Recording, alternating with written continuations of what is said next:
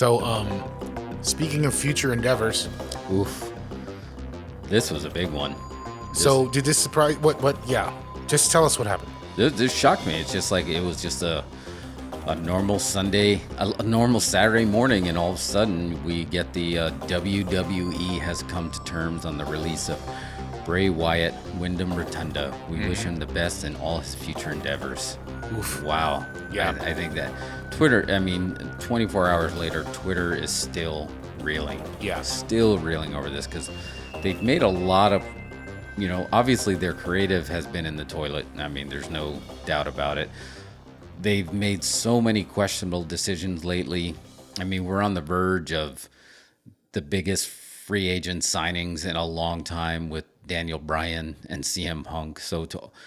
And then they cut a lot of people that you didn't expect, like Braun Strowman, Samoa Joe, who ended up getting hired back. But this one was a big one. Nobody is really sure what's going on. We haven't seen them in so long. No. And even the whole thing they've been doing with the Fiend gimmick and Alexa Bliss and the Funhouse, it's been confusing. And the last time we saw him, didn't he come out and lose to Randy Orton? Yeah, and WrestleMania because of Alexa, and they never revealed that, and then they showed him the next day and said things are coming, and then he just waved, and then you never saw him again. Yeah, there's a couple schools of thought. One of them being, let's just get this out of the way. With the death of Brody Lee, there were a lot of rumors that maybe his mental health wasn't there, and if that's the case, we hope he gets the help that he is. If it's that, but that is just like, that has not been confirmed or denied by anybody. we haven't heard anything about him. That's just the only speculation. The only other two speculations that have a little bit more credence to it is, there's a lot of texts that were sent to the talent saying that they were let go. He was let go for budget cuts, which would be a disaster.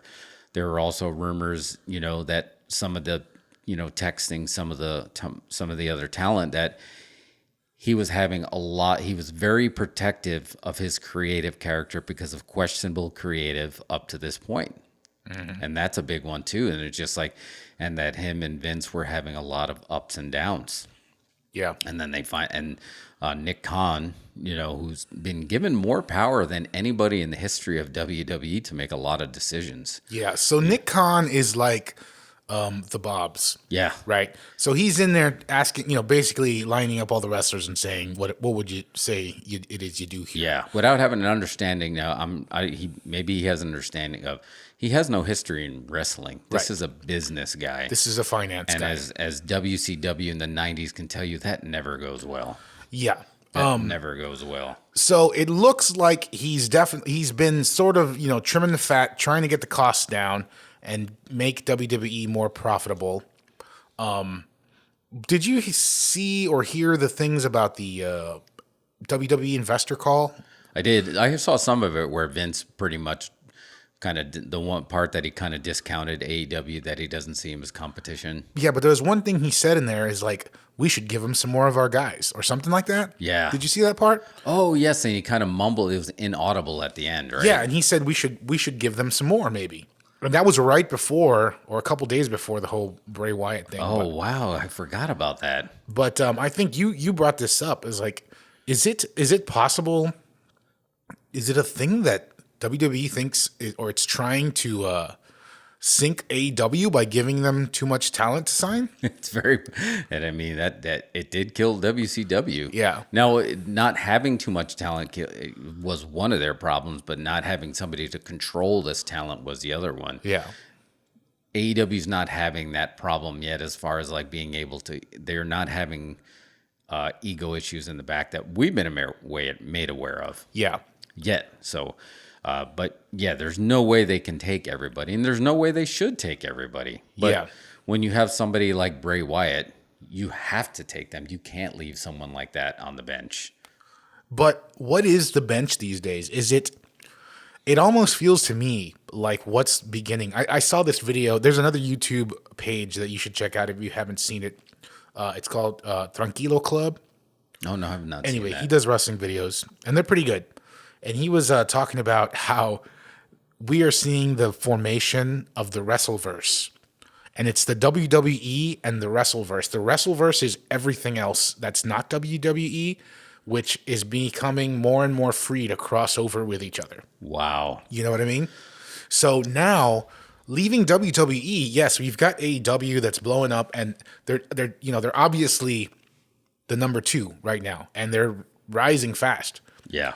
But they don't need to sign everybody to a full-time contract. No. They can book guys for a few months. A 5-match deal, Yeah. 10-match deal. You're right. Doesn't have to maybe be cycle long-term. through a pay-per-view cycle, something like that. And they can do that. And these guys are free to go to New Japan. These guys are free to hit the indies. Look, I mean, there's other options. Impact is seems like a better option than it's been in years. Yeah. It seems almost appealing. Like you can do stuff there. NWA doesn't look that bad. I saw somebody tweet out that Bray should go to NWA and just take it over. I was like, that'd be kind of cool. I bet Billy Corgan would be off for that. Oh, he would totally all be for it. You know, you're right. Is this the revenge of the territories? Is this the revenge of what NWA, the National Wrestling Alliance, where all the territories were running their own thing, and they'd have handshake agreements or contracted agreements to share talent and not cross the streams when needed. Yeah, and all the while the talent gets to retain their creative. Yeah. Except now you're right, but back then the talent was still beholden to, the booker, the promoters there. But now you have talents like CM Punk and Bray Wyatt and Daniel Bryan that are going to what you're getting. Like, okay, we're going to get you. And you just do you. Yeah. Just let them. I mean, are you going to seriously? I mean, let's face it. Matt Hardy's basically getting to do whatever he wants in AEW. And that's why it's like, you know what? I don't want to do Broken Matt anymore. I want the Hardy party. Well, he's smart, right? It had to drop mid-pandemic. Yeah. So, I mean, I remember when we all knew he was headed to AEW, I was so ready for that pop when he, dropped, came out of the stands and was doing the delete chant. Oh, yeah. But he had to do it to no crowd. Yeah, nobody there. So might as well put that back in the closet for a while. Yeah, and it can revisit it at any time. Who knows? Maybe next year it's gonna drop. Wow.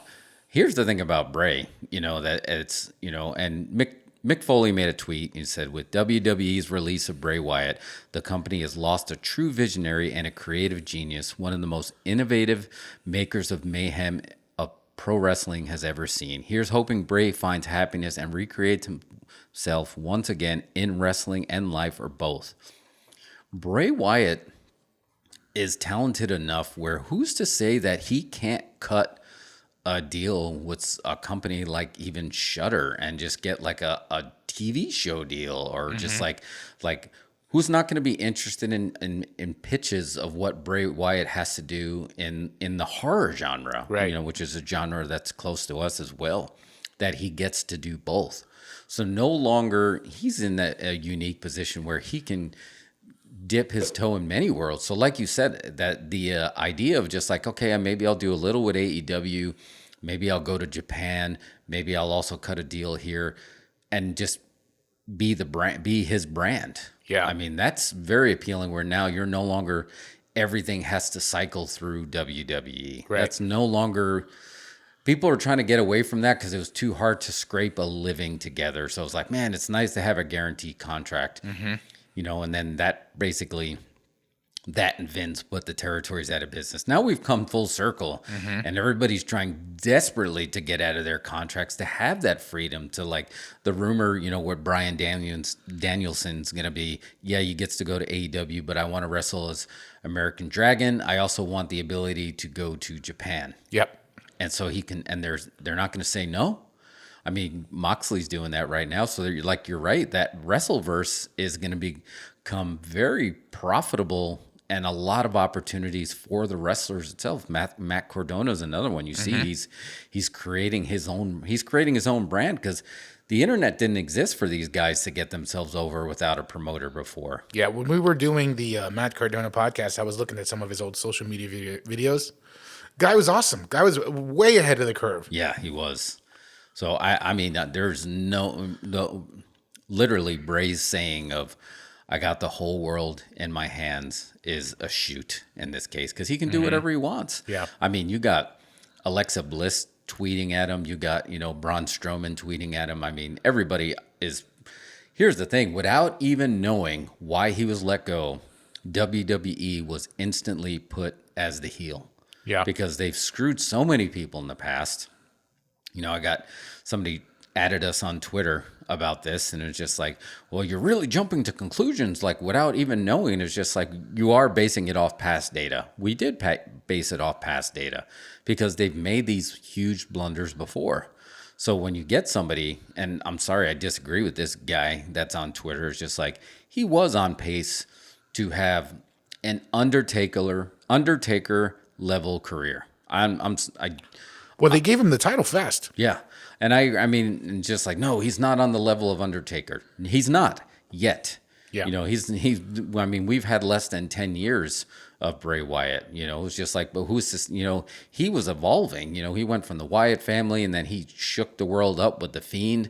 Who knows what we've lost? Yeah. With doing this. So, what he's going to do? He's just going to let them keep the Fiend. He's going to let them keep Bray Wyatt. He's going to come up with another great gimmick, and he's gonna be totally fine. WWE is the only one that loses in this deal, and the fans who saw the potential of that universe he created in there, and they screwed it up. Yeah. Well, coming out of WWE now, do you see him continuing on with the gimmick, or is he going to be Windham Rotunda? Oh, he's going to have something completely different. Yeah. I don't know what it's going to be.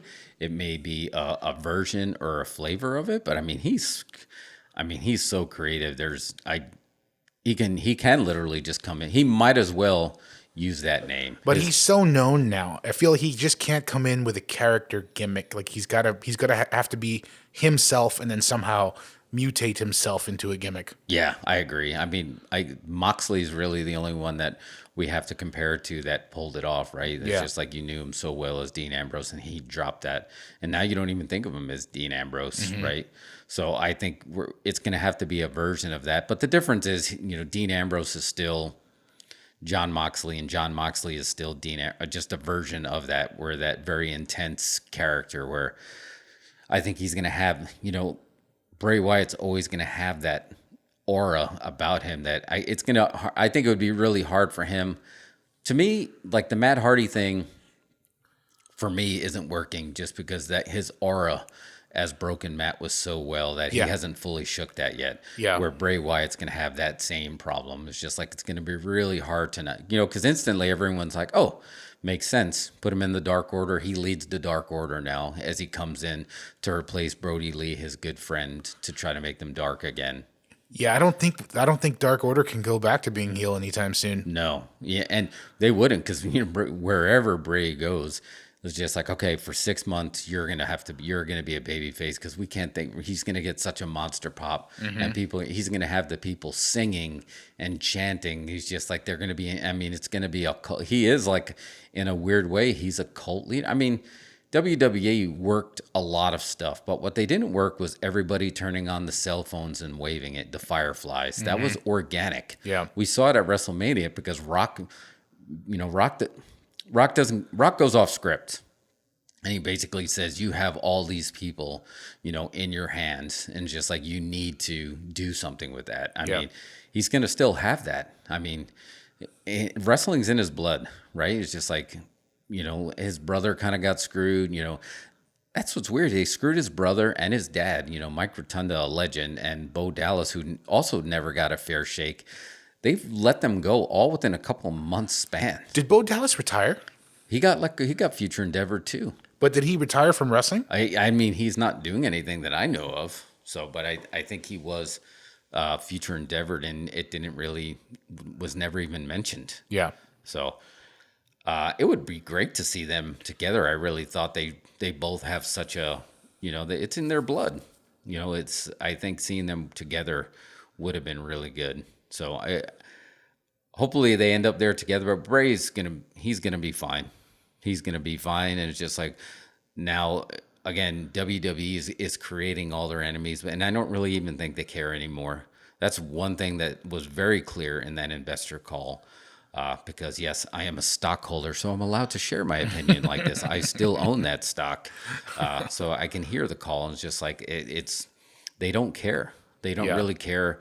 They're not catering to the fans anymore. They're catering to what Vince and what the back office says more than they are catering to the fans. Right. Well, Vince used to be in the wrestling business. Yep. Then he got into the entertainment business, and now he's in the content business. Yeah. Well, go ahead and I mean, this is yours, so I don't want to take your shine, but you're the one that said it. They're going to make more money from NBC than they are from fans, Yeah. right? So like who you going to adhere to, right? You're going to just sell to a content streamer who's going to give you money to license that deal. Yeah. Versus worry about having good creative to get good ratings. Can you see them ever sort of their fandom waning? Because they're so huge. And I don't know. We've talked about this before. I feel like the last few years especially, it's been difficult to really enjoy WWE. Like they have so much shitty creative. But, you know, they still make money. People are still watching it. Could you see it ever like waning and actually, you know, what if NBC says, hey, nobody likes this? You know, who would be booking the show then? Yeah, that's scary. I mean, you're hoping at that point Vince can't be in the picture anymore for them to survive longer term, because I don't think they're going away, but for them to survive and thrive long term, Vince won't be able to be in the picture anymore. And it's going to come down to a board, and it's going to come down to somebody has to realize that somebody has to care about the product still. Yeah. And that's going to be, again, I still think Triple H might be that person. He's biting his tongue more than people. Everybody gives him a lot of heat. But if you watch the stuff that he does with NXT, he does care about the history of the business. So if he turns out to be the Dana White on the board, and then Stephanie in a sense where, you know, she's in a really hard place too, because she still has to listen to her dad, you know, who's kind of running the show, you know, but it's still his sandbox. It's still his toys.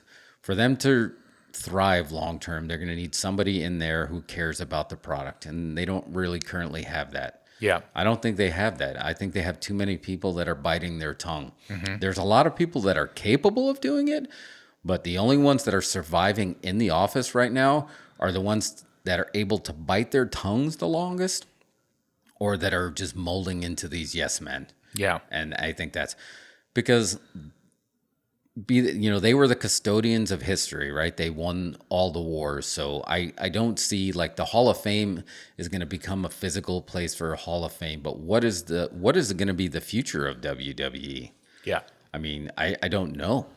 I don't know what that's going to look like. I don't think it's ever going to like fully go away, because it can be completely scaled back and still be a very profitable, you know, they're still making money, and they can scale back and make more money. But I mean, I foresee like a lot of cuts like this happening, but there's too much history for it to just completely go away. I think people are rebelling against it right now, but if all of a sudden, when all of a sudden there was a house cleaning and a lot of back end got cleaned up, then I think people would start to win. Because again, you still love it. You want them to succeed. It's not like I'm just so tired of them, I just want them to go out of business. I just want it to be good. Yeah. I just want it to be, I want to like it. And like lately, I can't wait for the next episode of Dynamite. You know, I'm looking forward to it, you know, every week. I haven't felt that way about WWE in a while. No. And I don't know, could they get back to that? I'm sure they could. They have every advantage in the world. They have all the talent. They've got all the production. But right now, it seems like they're not afraid of AEW at all. No. Vince made it pretty clear. Should they be afraid? Could AEW really take a big bite? I mean, even if Tony Khan does sign some of this talent and works deals with them, I think I could blow up in Vince's face, because, like, let's say, you know, Bray gets a deal with AEW to work a few months and then goes to Japan and then goes to NWA and does something there. Yeah. And he's doing just fine. And it's not coming out of AEW's checkbook. Right. You know? And they're cycling these guys through. Meanwhile, Vince is trying to hold on to his exclusive guys. Yeah, and it's just, I don't think it's going to help him. Would he start doing that? Would he get into the shared talent business? No. I mean, I was shocked when he did it with ECW, and I think the only reason he even did it back then is because he was secretly funding them on the DL. Right. But stuff that Vince didn't create, it's not his. Yeah. It's like it doesn't even exist other than Goldberg. Yeah. Other than Goldberg. Even like everything. Think of like a lot of the stars in WWE or the rising stars in WWE are like ex-NXTers that didn't get to the main roster. Like they're getting some big names and I don't know. Ty Conti's going to be a huge star. Oh yeah, she's amazing. I can't think of any others, but basically NXT feels a little bit like a feeder for AEW too. Yeah, Yeah, no, it totally is. Here's something from on Twitter, fiending for followers. This is a cool take I did not think of just because would he do it? He's done it before. Would he do it again? He's got a picture of Edge pointing at his head like he's outsmarted everyone in the room. And it says, Bray Wyatt got released, but the Fiend didn't. Mm-hmm. Like, WWE owns that image, owns that name. Would they go back to do what they did when they had fake Razor Ramon and fake Diesel come out? Will you see a fake Fiend? Do that at your own risk. Unless you're going to go back to the fake TV screens, I don't see that working at all. Oh my God! But would they even try? I mean, the fake Razor and the fake Diesel, that was a huge flop. Yeah. People still talk about it now, but at the time, it was not well received at all. Yeah, and crowds are way smarter now. Yeah. They know. They have more information. They have way more information. They know the Fiend is Bray Wyatt, and if you put out a fake Fiend, they will shit all over it. There's no way, unless they can somehow actually write a decent storyline where someone becomes the Fiend. Okay, if they can take someone and actually give them that gimmick and let them build them into it, give us a believable story, then maybe. But if they just come out with a fake Fiend, no.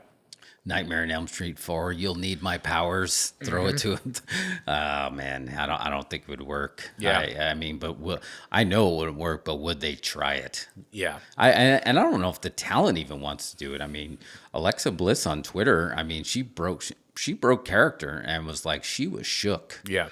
She was totally shook because she's the one that got pulled into that gimmick, and she was doing it so well. But now it's just like in a weird way, she's going to kind of keep a version of that gimmick. Because I thought it was strange that she did change to her music. Mm-hmm. Like, because clearly WWE can still use everything that's Fiend related, and they can use the Firefly Funhouse. They can use all that.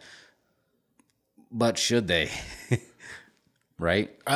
It depends. Is Vince going to do it out of spite? Man, I don't know. Is he going to just do it to spite? That Vince puppet might think it's good shit, pal. I don't know, man. It's going to be weird. I think if I were to bet, I would bet Vince will try to use the Fiend somehow. Oh man, I think he'll try to use it. I think the question is going to be how will he do it, and will it definitely fail? Man, yeah, no, it's going to fail. I mean, there were some.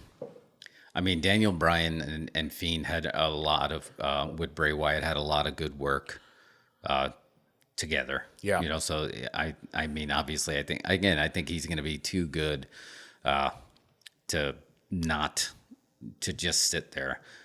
But I just do feel like there's a lot. Again, it makes. Again, I hope it's not an issue that he's having some.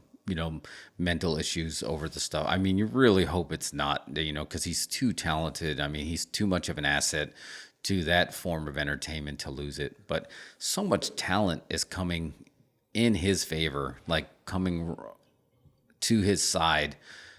Even the talent that, running the risk of getting scolded by the office, basically showing their support for Bray, that I don't know if anybody would want to even touch it. So I heard a theory another YouTuber posted, and I wondered if this was what you thought of this take. He said that it felt to him like, and this goes along with maybe the whole Nick Khan is the Bob's thinking, that WWE is sort of like cutting folks who are uber creative and uber, sort of have a very unique gimmick and can't really do much else over people that they can continually rebrand and mold into characters that they want. Oh man, so just basically like old school studio actors that they can just keep plugging in and out of their stuff. Yeah. Oof. Is that what's going on? I mean, Aleister Black was a pretty unique character. He can't be anybody but Aleister Black. Yeah. You know what I mean? Bray Wyatt was always sort of a version of Bray Wyatt, except for when he was the Fiend, which was also still just a version of Bray Wyatt. Right. But you couldn't make Bray Wyatt something else. So who else has got cut recently? Braun Strowman, Yeah. who also tweeted out saying like that he showed a picture of him and Bray hugging, like they were going to have some kind of reunion soon. Yeah. I mean, I don't know. There was a rumor, like he has his Bray account, and then there's the Windham Rotunda account, which I don't know if it's like super private or super locked down, but there was a rumor of the cult of Windham coming soon. So I think if you put him in any kind of like cult leader, which is basically what he has, that's who his gimmick has, I think it's going to work, like no matter what. Yeah. I mean, that any kind of like, and I guess that's why everyone's like, oh yeah, he definitely should be like the Dark Order. I don't know if he doesn't have to wear a mask. I think he should, for a while, just step away from using that mask anyway. Yeah. I don't think it's necessary. I mean, I think that was it was a fantastic gimmick, but I mean, just let the world see you now. And like you said, just that real version of you. Mm-hmm. You're that's the reason why the Wyatt family and the Fiend and the Firefly Funhouse worked. It was because of him. Yeah. He is the talent behind all of those gimmicks. Mm-hmm. I mean, there's a lot of rumors that, they always had the Undertaker gimmick waiting for the right person. That Undertaker gimmick would not have worked as well with anyone other than Mark Calloway. Right. Right. So I think that it's in a very similar position with, Bray Wyatt, Windham Rotunda, that is just like, he is what makes everything works.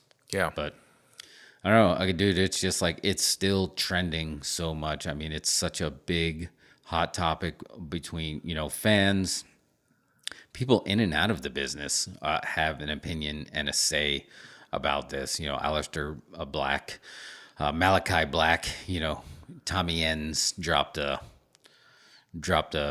thing on Twitter about basically giving his opinion on it. He was another one that was completely misused and then dropped. So it's going to be interesting. But again, this is going to be one of those moments that another one of those WWE mistakes, the fans are going to benefit and other companies are going to benefit.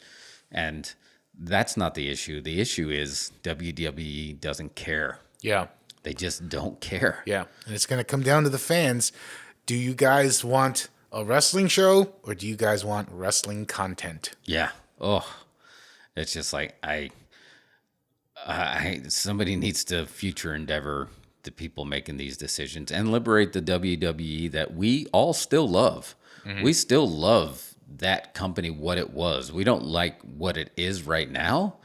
And I think it can go back to what it was, but it's not that right now. So that whoever's making those calls needs to really be future. And it's going to happen eventually. Yeah. They're going to sell to Peacock or somebody, and somebody's going to take care of their content, and then there's going to be somebody. They need a Kevin Feige. They need somebody. I mean, look, even Star Wars, which is such a beloved brand, is struggled when it did, when it lost its George Lucas, and now it took a few, just like, okay, maybe, Dave Filoni is Jon Favreau. That's because Kathleen Kennedy wasn't cutting it. They're going WWE may have a moment like that. It's just like, who is going to take care of this? It happened with WCW, except the difference is, the Time Warner board said, screw them. Yeah. We'll just let it go. We'll just let them sell it for scrap money. Yeah, and they had a lot of just their initial signings had too much control. They were making too much money. They were booking themselves. So somebody's got to be booking the show and in charge of it. I think Tony Khan's doing a great job, and I think he's a smart guy. Hey man, it's Revenge of the Marks. Yeah, it's like this is. I know this is what Jim Cornette's always saying. Tony Khan's a mark, and marks can't book shows, but he's doing a good job, and I look forward to the show. The pay-per-view is doing well. They're about to probably see their biggest event yet. Yeah. Huge. Oh, yeah. They have multiple big events coming up. This month is going to be huge for them. Yeah. Yeah. August is, this time next month, we're going to be having a completely different conversation of where AEW Dynamite is. Yeah. And like I said, Cornette doesn't like it for a lot of the stuff, and a lot of his stuff he says is true. But here's the thing: they've been succeeding because they are an alternative to something that we all love, but is really bad right now. Yeah, and we just want it to get. Here's the secret: there is a very, very small minor. If you want any of these companies to go out of business, then you're not really a fan. Yeah. We just want them to be good. Just want it to be good. Yeah, and it's just like, what would be better than what we're getting right now? WWE being good and AEW being good and then competing. And that's what we got in the late 90s. Yeah. And we'd love to have that again. Yeah, and then somebody good from one of those shows ends up on NWA for a while. Yeah. And you tune into that. Yeah, I would love to do that. Billy Corgan, he's got money and he's a fan too. Yeah. He wants this stuff to survive. So, but just again, you got to take care of your talent. And the talent is getting treated like cattle right now in WWE, and it shows. And some of them are handling it and just like, okay, oh well, I'm going to still get paid, and some of them are not, and then they're just leaving or they're getting cut. Yeah. Or they'll do like Punk and just like walk out the door and say screw you. Yeah. If you go back and listen to his podcasts, the podcast he was on, he let it all, and it sounded the exact thing happened to him, happened to Moxley as well. So you can't say it's not happening to the rest of his talent, but all of us, myself included, when you meet Vince and you're just like, this is the guy that you grew up watching and looking at, it's really hard to all of a sudden now you get your dream job and say, wait a minute, that's stupid. I don't want to do that. Yeah. You can even hear, when Undertaker is like, oh my God, I was scared to death that I was going to be the Eggman, at the Survivor Series. It's just like, because you work so hard of living in your car and not having food, to all of a sudden you're like, you're going to get paid to do what you love, but he may make you do something stupid. But now it feels like more than ever, this stuff is really, really bad. Yeah. And it's just, the creatives has to be fixed. This has to be repaired to, for this business, for that company to continue. Yeah. I don't want it to just be someday just to be, a Hall of Fame, that you go and visit and remember. You want it to still be around. Yeah. So and I want it to be a competitive and good industry that you have. I don't care if you like AEW and one and not the other, but you just want them to both to be thriving in some way, shape, or form. Yeah, you want to be able to. You want to have options. Yeah, and competition, drives creativity. Right, and that's what we're looking for. So I hope Windham ends up in a place where he's gonna force WWE's hand. I hope between Punk and Brian and Windham and all these guys just end up in these places where it just forces, what do they say? The rising tide raises all boats. The cream rises to the top. That's right.